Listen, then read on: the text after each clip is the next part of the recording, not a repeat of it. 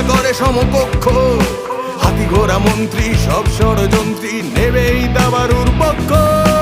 আসল খেলা এবার শুরু, বুকের ভেতর দুরু দুরু, ক্রোধ অপমান আর এক বুক গ্লানি নিয়ে জন্ম নিচ্ছে যে দাবারু।